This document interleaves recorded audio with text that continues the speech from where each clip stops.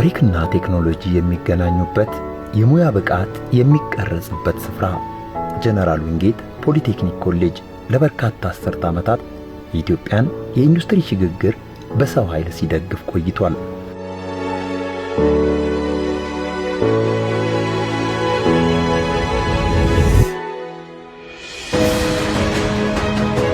ጀነራል ዊንጌት በ1938 ሲመሰረት ዓላማውም አገር ውስጥ ያሉትን ጎበዝ ተማሪዎች ያሰባሰቡ ለዩኒቨርሲቲና ለሌላ ስራ ሰልፍ ፕሎይ እንዲበቁ እንደ ባዳሪ ትምህርት ቤትነት ሲያገለግል የነበርና ከዛም ራሱን ያሳደገ ወደ ኮንስትራክሽን ቴክኖሎጂ ወደ ተቋማት አጠቃላይ ወደ ትቤትና በአሁኑ ሰዓት በፖሊቴክኒክ ደረጃ ያገለግላል።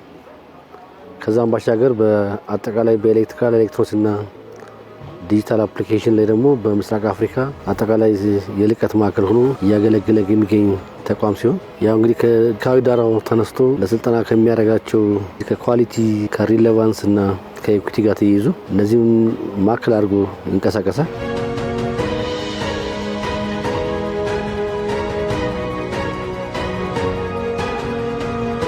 ለ2018 ዓመተ ምህረት ለዊንጌት አዲስ ምዕራፍ ነው።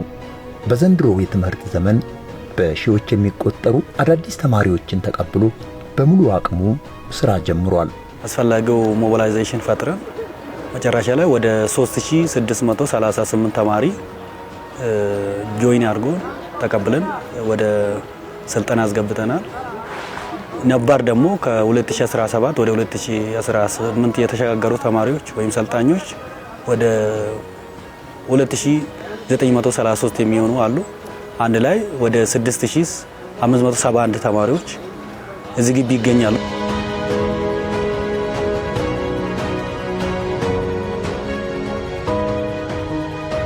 እነዚህ ተማሪዎች በሶስት አይነት ሞዳሊቲ ይማራሉ። አንደኛ በመደበኛው በተለምዶ መደበኛ ምንለው ከሰኞ እስከ ዓርብ አሉ። ቅዳሜና እሁድ የሚሰለጥኑ አሉ። እንደገና በኤክስቴንሽን ፕሮግራም የሚሰለጥኑ ተማሪዎቻችን አሉ። አጠቃላይ ግቢያችን ውስጥ በአሁኑ ሰዓት ኦልሞስት 6500 አካባቢ ተማሪዎች ይንቀሳቀሳሉ። እነዚህ ተማሪዎች የሚንቀሳቀሱት በ11 ዲፓርትመንት ውስጥ ነው። እነዚህ 11 ዲፓርትመንቶቹ ገበያ መር የሆኑ ገበያው ላይ ፎከስ ያደረጉ በየአመቱ ሌበር ማርኬት ስተዲ የተሰራ በየአመቱ ትሬሰር ስተዲ የተሰራ እና የኢንዱስትሪዎች ፊድባክ እየተፈለገ የሚከፈቱና የሚዘጉ ናቸው። ስለዚህ ከዚህ አንፃር ኦልሞስት 11 ዲፓርትመንቶች ላይ ተማሪዎችን በማሰልጠን ላይ ይገኛሉ።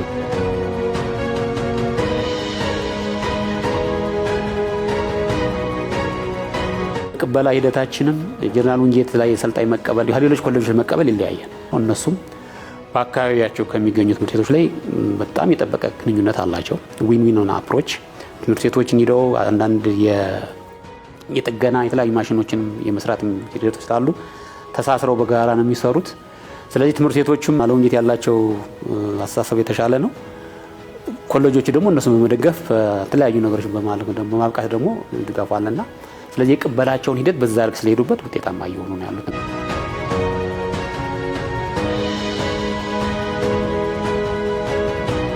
የፊዚኮ ኬሚካል ዘርፍ የኮሌጁ አንዱ የጥንካሬ ምንጭ ነው። እዚህ ንድፈ ሐሳብ ወደ ተግባር ተለውጦ ለገበያ የሚቀርቡ የላቦራቶሪ ውጤቶች ይመረታሉ። ተማሪዎቻችን የሚባሉት የፋብሪካ ላቦራቶሪ ቴክኒሻን ናቸው የሚባሉት። ሁለት ዩኒት ነው የምናሰለጥነው። አንደኛ ቴስቲንግ ዩኒት ማለት ኬሚካል አናሊሲስ የሌላ ፕሮዳክሽን ቴስት የማረክ ኳሊቲ ስታንዳርዱን ያሟላሉ ወይስ አያሟላም። እንደምታዩት እነዚህ ፕሮዳክቶች ኮስሞቲክስ ያመርታል፣ ዲተርጀንት ያመርታል። ዲተርጀንት አሁን የእጅ ሳሙና አለ፣ የልብስ ሳሙና ፈሳሽ ልብስ ሳሙና አለ፣ ሶሊድ ሳሙና ያመርታል። ሌላ በረኪና ያመርታል፣ ዲቶልም ያመርታል ራሱ የቻለ። እዚህ ጋር ስናመርት ተማሪዎቻችን ይለማመዳሉ። የፋብሪካ ስሜት እንዲሰማቸው ማምረቻ ያለው ዲፓርትመንት የፋብሪካ ሰራተኛ ራሳቸውን እንዲያዩ የሚያደርግ ፕሮጀክት ቀርጸን ነው እያሰለጠንበት ያለ ማለት ነው። እኛ የምናሰለጥነው ስለ ኬሚካሎች አካላዊ ባህሪያት የኬሚካሎችን ይዘትና የመሳሰሉትን ነገሮች እንዲተነትኑ ማድረግ ነው። እሱን እንዲገነዘቡ ማድረግ ነው። ከዚህ ባሻገር ደግሞ ሳሙና እናመርታለን፣ ዲቶል እናመርታለን፣ ሳኒታይዘር እናመርታለን፣ በረኪና የጫማ ቀለም እንዴት እንደሚመረት እናሳያቸዋለን። ይሄ የአይዲን ጨው እንዴት እንደሚመረት ብቻ በአጠቃላይ በትምህርት ክፍሉ የሚሰሩ በርካታ ፕሮጀክቶች አሉ።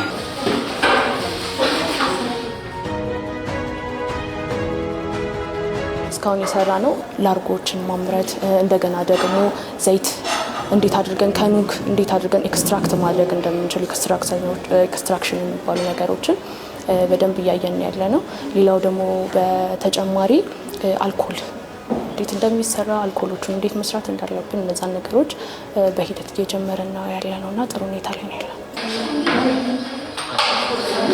ማድረግ የምንችለው ነገሮችን ስናውቅ ነው። አሁን ለምሳሌ ፒኤችን አጀስት ማድረግ የምንችልባቸው መንገዶች አሉ እና እነዛን ነገሮች በትክክል አሁን ለምሳሌ ለልብስ ምን ያክል የሆነ ፒኤች ያስፈልጋል እነዛን ነገሮች በደንብ ለማየትና ራሳችን ሰዎች እንዳይጎዱ ትክክለኛ የሆነ ኳሊቲውን የጠበቀ ስታንዳርዱን የጠበቀ በትክክለኛ በጥራት የተሰራ ነገር እንዲሆን ያደርገዋል መማራችን ዋናው ጉዳይ።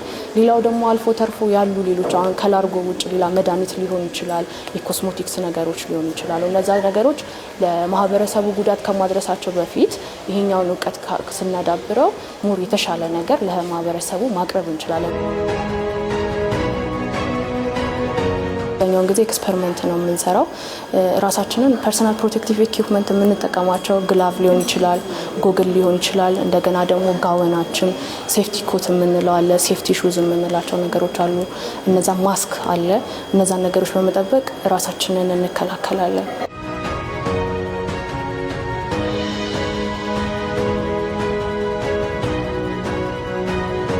ኮሌጃችን ከማሰልጠን ብቻ ሳይሆን የህብረተሰቡን ችግር ማዕከል ያደረገ ቴክኖሎጂዎችን እንሰራለን። ፓብሊክ ኢንተርፕረነርሺፕ ኮንሴፕት ደግሞ እያንዳንዱ ሾፕ ላይ የሚመረቱ ምርቶች አሉ።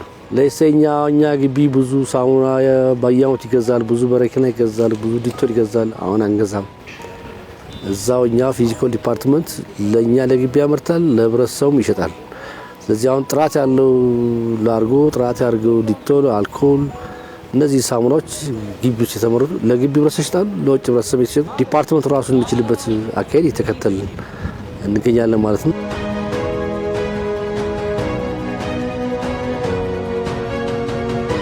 በኮሌጁ የቴክኖሎጂ ሽግግር ሌላኛው ስኬት ነው። ማህበረሰቡን የሚጠቅሙ ችግር ፈቺ የፈጠራ ስራዎች እዚህ ግቢ ውስጥ ተዘርተው በቅለው ያፈራሉ።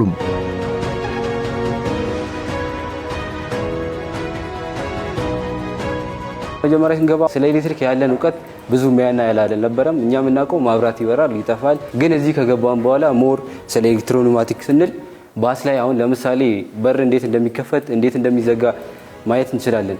አሁን እኛ የምንሰማው ባስ ተጠቃሚ ወይ ሌላ ሰው የሚሰማው ጥስ የሚል ነገር ልጅ አየር ሲገባ ሲወጣ ምናምን እሱን አሁን የምናየው በፕራክቲካሉ እየሰራን ስለሆነ ሞር ከሷን መጀመሪያ ካለን ነው ልጅ አሁን በጣም የተሻለ ነገር እያየንም ስለሆነ እየተረዳንም ስለሆነ ብዙ ነገር ለመስራት እንጠቀምበታለን ማለት ኢቭን አሁን እነዚህ ነገር ብቻ ሳይሆን አርዲኖም እናያለን። አርዲኖም ተጠቅመን አንዳንድ ትራፊክ ላይቶችን ለመስራት ምናምን የሚጠቅሙን እንዴት መስራት እንደምንችል ምናምን ምንሰራበት ኮምፒውተሮችም ሁሉም ነገር እንደምታዩት የተሞላ ነገር ነው ያለው። ትምህርት ቤታችንም በዚህ ነገር ያግዘናል።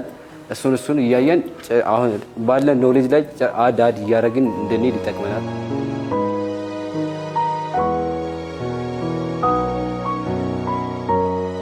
ዛሬ ወደ ሰራኑ ፕሮጀክት ስንገባ ሴፍቲ ዶር ነው ዛሬ ያየን የነበረው። ሴፍቲ ዶር እንዴት ይሰራል የሚለውን በተግባር እያየን በኤር ነው የሚሰራው እና እዚህ ጋር ሶሊኖይድ ቫልቮች አሉ። ይሄ ሆዝ ነው። ሆዙ ደግሞ አየር የሚተላለፍበት ነው። ለምሳሌ ፐብሊክ ባሶች ላይ በር ሲከፈትና ሲዘጋ እንደምናየው ያው እዚህ ጋር ፑሽ በተን አለ ያው ሹፌሩ ጋር እሱን ስንነካው በሩ ዝግ የነበረው ይከፈታል ማለት ነው። ከዛ ህዝብ ይገባል ይዘጋዋል ማለት ነው። ይሄ በአየር ነው የሚሰራው። የራሱ ደብል አክቲንግ ሲሆን የራሱ ኢንፑት እና አውትፑት አለው። በሱ በኢንፑቱ አየር ሲገባ እና ሲወጣ ነው በሩ ሲዘጋና ሲከፈት የምናየው ማለት ነው። እና ኤሌክትሮኒማቲክ ያስፈልገው ደግሞ እዚህ ጋር ቫልቫችንን ኮንትሮል ለማድረግ ነው።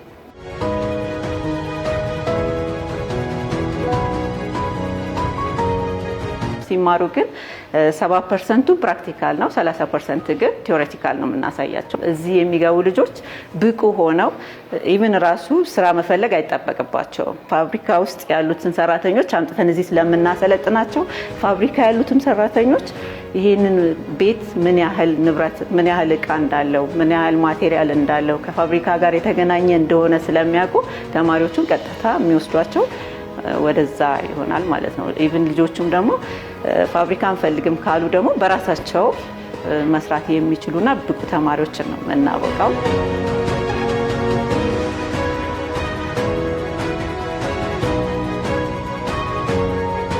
ፓብሊክ ኢንተርፕረነርሺፕ ግቢ ውስጥ በጣም ይተገበራል።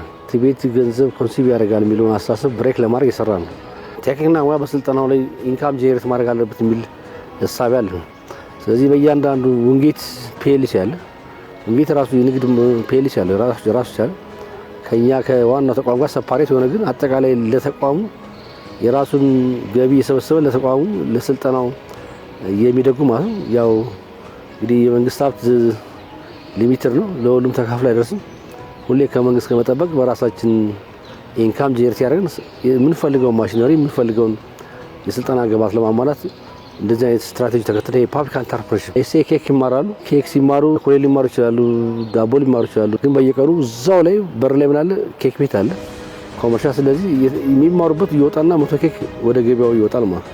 ስለዚህ ዴይሊ ያወጡት የነበረውን ኮስት እዛ ጋር ሪከቨር የምናደርግበት የፓብሊክ ኢንተርፕረነርሺፕ ምሳሌዎች ስልጠናው ላይ ኢንኮርፖሬት ተደረገ ማለት። ቤከሪ ተማሪዎችን መልምሎ ኮሌጁ ለፕራቶስ ይሰጣል። ፕራቶስ የኪስ ገንዘብ እየከፈላቸው ጭምር ተማሪዎቹን እያሰለጠነ አፓረንትሺፕም እዛው ራሱ ጋር ድርጅቱ ላይ የሚወጡበት ሁኔታ ይፈጥራል። ከዛ በኋላ የስራ እድልም እንዲፈጠርላቸው ያደርጋል። ራሱ በከፈታቸው እንትኖች የኬክ ቤቶችና ብስኩት መስሪያ ቦታዎች ላይ ተማሪዎቹ ቅጥር እንዲያገኙ የማድረግ ስራ ይሰራል። ስለዚህ በፐብሊክ ፕራይቬት ፓርትነርሺፕ ትልቁን ስራ እየተሰራ ያለበት ሁኔታ ነው ያለው።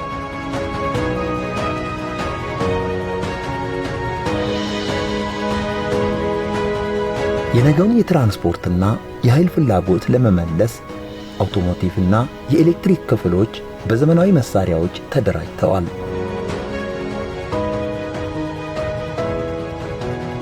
እንደ ጀነራል ወንጌ ፖሊቴክኒክ ኮሌጅም ቀዳሚው አይሶን የተገበረ ኮሌጅ ነው። ከዛ መሃል ደግሞ አንደኛው እንዲተገበር ካደረጉት መሃል አንደኛው አውቶሞቲቭ ነው እና እንደምታዩት ሾፖቻችን በዘመናዊ ዕቃ ዘመኑን ባዋጀ መልኩ የተደራጀ ነው እና ሰልጣኙም በቲዮሪ ብቻ ሳይሆን ተግባሩንም በደንብ ነው የሚሰጡት ማለት ነው። እኛ በአውቶሞቲቭ ቴክኖሎጂ ዲፓርትመንት ውስጥ በአሁን ሰዓት በሁለት ዘርፎች ስልጠና እየሰጠን እንገኛለን። የመጀመሪያው በአውቶ መካኒክ ነው። ሁለተኛው ደግሞ በአውቶሞቲቭ ኤሌክትሪካል ኤሌክትሮኒክስ በቀን በማታና በቅዳሜና እሁድ ፕሮግራሞች በሶስት ፕሮግራሞች እነዚህን ስልጠናዎች እየሰጠን እንገኛለን።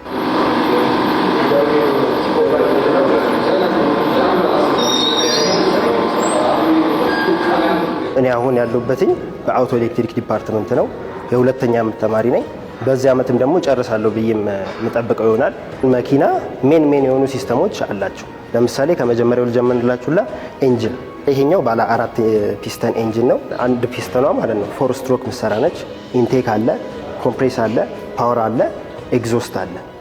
እነዚህ አራቱ ፒስተኖች ተቀባብሎ ነው ይሄንን ፓወር የሚያመነጩት ማለት ነው። ኢንጂን ማለት ደግሞ ፍቺው ኬሚካል ኤነርጂን ወደ መካኒካል ኤነርጂ፣ ፊውልና ኤር ሚክስቸርን ወደ መካኒካል ኤነርጂ በኢግኒሽን ተጠቅሞ ወደ መካኒካል ኤነርጂ የሚቀይረው ማለት ነው። ያ ማለት ወደ ሮቴሽን ኤነርጂ የሚቀይረው ማለት ነው። ወደ ሁለተኛው ደግሞ ሲስተም ደግሞ ስቀይርላችሁ ወደ ፓወር ትሬን ሲስተም ይመጣል ማለት ነው። ፓወር ትሬን ሲስተም ደግሞ እንደምታዩት ጊር ሺፍቲንግ ያለበት ነው። ለምሳሌ አንስቼ ሳያሳያችሁ ሹፌሩ በፈለገበት እየጨመረ እየቀነሰ ጊሩን ሺፍት እያደረገ እየጨመረ እየቀነሰ መሄድበት ማለት ነው። ፓወር ትሬን ሲስተም እስከዚህ ድረስ እስከ ጎማው ድረስ እስከሚመጣው። ወደ ሌላው ደግሞ ሲሄድላችሁ ስቲሪንግ ሲስተም ደግሞ አለ። ሜካኒካሊ አሁን ከድሮ የምናውቀው እኛ ትንሽ ፎርስ የሚፈልግ ነው፣ ኤፈርት የሚፈልግ ነው ከሹፌሩ ማለት ነው። አሁን ያሉት ግን ኤሌክትሪካል ተጠቅሞ እኛም አሁን ኤሌክትሪካል ተማሪዎች ነን። ኤሌክትሪካልም ተጠቅሞ ኤፈርቱን እየቀነሰ እንትን የሚልበት ታይም ነው ማለት ነው። ከዛም በኋላ ደግሞ ወደ ሰስፔንሽን ሲስተም ደግሞ እንሄዳለን። ሰስፔንሽን ሲስተሞችን በጣም ብዙ አለ። ኮይል ስፕሪንግ አለ፣ ሾክ ኦብዘርቨር፣ እንደዛ ኤር ሰስፔንሽን እንደዛ አይነት ብዙም አሉ። እነሱም ደግሞ ምንድነው ከመሬት የሚመጣውን ሾኮች ወደ ሹፌሩ ወደ ተሳፋሪው እንዳይደርስ ያ ማለት ኮምፈርት እንዲጨምር ምናምን የሚያደርጉ ናቸው ማለት ነው።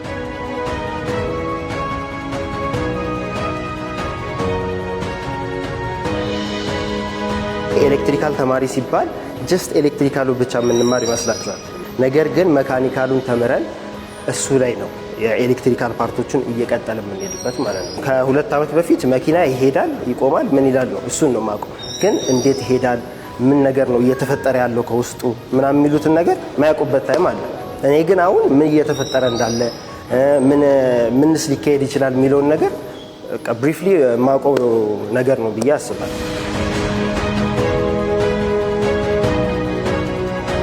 ጀነራል ዊንጌት ፖሊቴክኒክ ኮሌጅ ከኢንዱስትሪው ጎን ለጎን የከተማ ግብርናን በተግባር እያሳየ ይገኛል። የአሳ፣ የዶሮ፣ የወተት ተዋጽኦ ምርቶች መማር ማስተማሩን ተሻግረው ለምግብነትና ለገበያ ይቀርባሉ። በመደበኛም በአጫጭር ስልጠናም የምንሰጣቸው ስልጠናዎች አኒማል ፕሮዳክሽን የሚባል እንትን አለ። እስከ ደረጃ 4 ነው የምንሰጠው። በአጫጭር ስልጠና ደግሞ የወተት ላም እርባታ አለ፣ ዶሮ እርባታ የሚባል አለ፣ አሳ እርባታ አለ፣ የጓሮ አትክልት አለ፣ መልሶ መጠቀም አለ። እነዚህዎችን እንትኖች በአጫጭር ስልጠና በመደበኛ ስልጠና እንሰጣለን ማለት ነው። ካሉት ከ11ዱም የዊንጌት ዲፓርትመንቶች አግሪዞን ብለን ነው የከለልነው። እንደ ግቢው አሁን እያያችሁ ያላችሁትን የላሞችን በረት የተሰራ ከዛ በኋላ ነው። ከዚህ በፊት እዚህ ቤት ውስጥ አልነበሩም። አሁን ከረንትሊ ሁሉንም እንትን መያዝ የሚችለው እስከ 120 ላሞችን መያዝ ይችላል።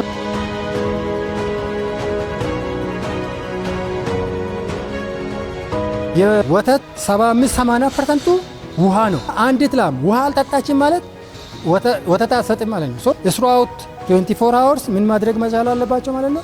ያን ውሃ በአግባቡ ማግኘት አለባቸው። ሲስተሙ ላይ ካለ በሚፈልጉት ልክ ስሩአውት ዘታይም ይጠጡታል ማለት ነው። ያን ታሳቢ ተደርጎ የተዘረጋ ነው።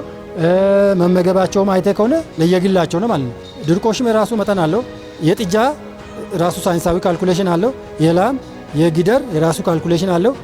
የተመጣጠነ መኖ የራሱ ካልኩሌሽን አለው። ያን ለክተን እንሰጣቸዋል።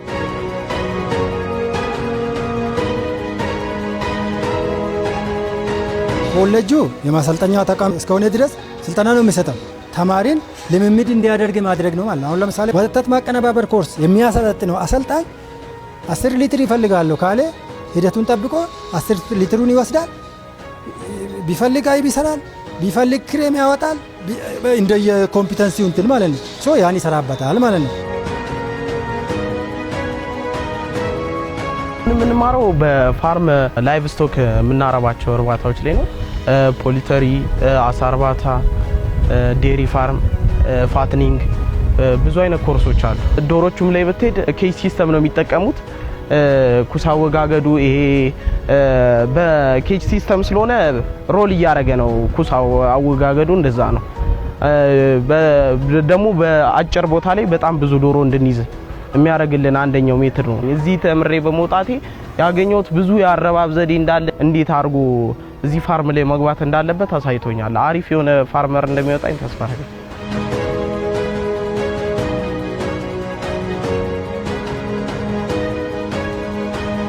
ኮሌጁ የሚሰጠውን የንድፈ ሐሳብና የተግባር ስልጠና አጠናቀው የራሳቸውን የገቢ ምንጭ ያካበቱ በርካቶች ናቸው።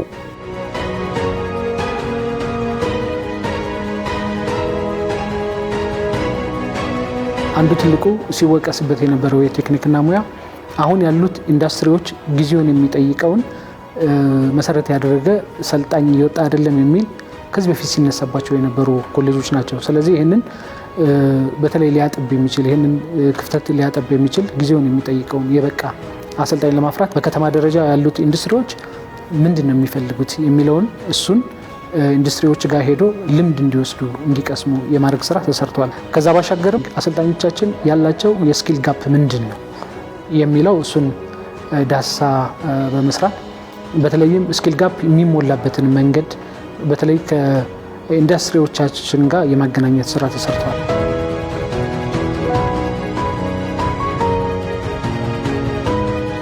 እኛ ተጠሪነታችን ለስራና ክህሎት ቢሮ ነው። ስራና ክህሎት ቢሮ የውጤት ተኮር ዳይሬክቶሬት ስላለው በዛ በኩል አስፈላጊው ድጋፍ ክትትል ያደርጉልናል። እንደ አዲስ አበባ አንድ ልቀት ማዕከል አለ 15ኛ ኮሌጅ። እነሱም የኛ አሰልጣኞች የመለመሉ ስኪል ጋፓቸውን እየለዩ አስፈላጊ ስልጠና ግብዓት ጋራ ተያይዞ ክፍተቶቹ አሰልጣኞቻችን እንዲያማሉ በቂ የሆነ ስልጠና እንድንሰጥ የተሟላ ስልጠና ለአሰልጣኞቻችን እንሰጣቸው አስፈላጊ ድጋፍ እያደረጉልን ያለው እና በቅርበት ነው ተናበን እየሰራን ያለው።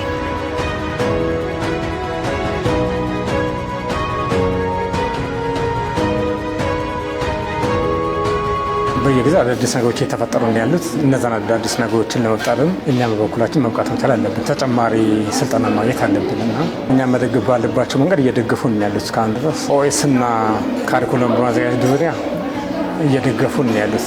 አሁን ባልን ችሎታና እውቀት ላይ የሆነ ነገር ብንጨምር ለአሰልጣኞቻችን በዚያው ልክ ተጨማሪ ነገር እንሰጣቸዋለን። ለየት ያለ ነገር ካየን የራሳችንን እያካትን ያን ነገር እንዲጠቅመን ማድረግ የሚቻልበት ሁኔታ ስለሚኖረው ከፍተኛ ጠቀሜታ አለው። ለመምህራኖች ለሁላችንም የምንፈልገውን አይነት ስልጠና በየጊዜው ይሰጠናል። ቻይና ድረስ ሄደን ቻይና አሰልጥኖናል። እንደገና ደግሞ እዚህ መተን እኛም ደግሞ ከዛ ያየነውን ወደዚህ ለተማሪዎቻችን እያሳየን ነው። እንደገና ደግሞ እኛም እስከ ታንዛኒያ፣ ኬንያ ድረስ ሄደን ያሰለጠንበትም ጊዜ አለ ማለት ነው። የድሮ ላይ ከቆምን ድሮ ነው ምንቀር። ከዘመኑ ጋር መዘመን ስላለብን ለአሰልጣኞቻችን በተለያዩ ጊዜ የተለያዩ ስልጠናዎችን መጀመሪያ ኮሌጁ ከዛ ደግሞ እንዳልኳችሁ የስራና ክህሎት ቢሮ እንደዚህ አይነት ስልጠናዎችን እያመቻቸ ይሰጠናል ማለት ነው። ይሄ ደግሞ መሆኑ አሰልጣኙ እዛ ራሱን አፕዴት አድርጎ ሲመጣ ሰልጣኞቹንም እዚህ በደንብ ምን ማድረግ ይችላል ማሰልጠን ይችላል ማለት ነው።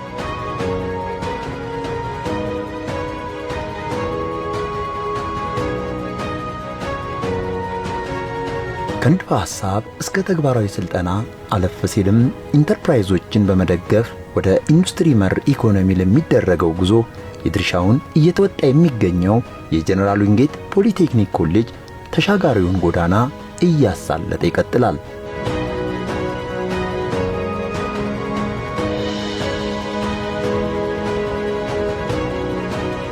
እንደ ኮሌጅ የሚከተላቸው የሊደርሺፕ ስታይሎች አሉ። ያው የመጀመሪያው ሲስተም ቼንጅ አፕሮች እንጠቀማለን። ይሄ የተለመደ ነገር አንሰራም። ስለዚህ ሁሌ የምናስተናግደው ኦር አይዲያ እና አዳዲስ ሀሳቦች ሲስተናገዳሉ። እንደ ቅድም እንይዛቸውን በዋናነት እነዚህ ሀሳቦችን ኦር አይዲያዎችን እንደ ቅድም እንይዛቸው ያው ከመንግስት ቅድም ፓራላሊ ነው። ከዛ ውጭ የምንከተለው በአካባቢያችን ላይ ከኛም ህብረተሰቡ ምን ይፈልጋል፣ አካባቢያችን ላይ እንደኛ የሚሰሩ እነማን አሉ፣ አካባቢያችን ላይ ምን ጋፕ አለ የሚለውን እሱን አናሊሲስ ይሰራል። ቴክኒክና ሙያ ተቋማት የኢንተርፕራይዞች መፈልፈያ ይሆናሉ ነው። ኢንተርፕራይዞች ደግሞ የእድገት ደረጃቸውን ጠብቀው ሲሻገሩ የኢንዱስትሪ መፈልፈያ ይሆናሉ ነው። ስለዚህ ኢንዱስትሪዎችን ወደ ኢንዱስትሪ መር ለምናደርገው ጉዞ ይሄንን ጥርጊያ ከመጥረግ አንፃር ትልቁና ዋናው ሚና ያለው ወይም ትልቁን ሚና እየተጫወቱ ያሉት እነኚህ ተቋማቶቻችን ናቸው ብለን ለማለት የሚያስደፍረን ሌቭል ላይ ያለ ነው። ምክንያቱም ቴክኖሎጂ በመቅዳት በማባዛት ተኪ ምርቶች እንዲመረቱ በማድረግ ለኢንተርፕራይዞች ድጋፍ በመስጠት ለኢንተርፕራይዞች ድጋፍ ስንሰጥ የቴክኖሎጂ ድጋፍ እንሰጣቸዋለን፣ የክህሎት ድጋፍ እንሰጣቸዋለን። ሂሳብ አያያዛቸውን ትርፋማነታቸውን ኪሳራ ላይ መሆናቸውን ማወቅ እንዲችሉ ዘመናዊ የሆነ የሂሳብ አያያዝ መከተል እንዲችሉ የማድረግ ስራ እንሰራላቸዋለን።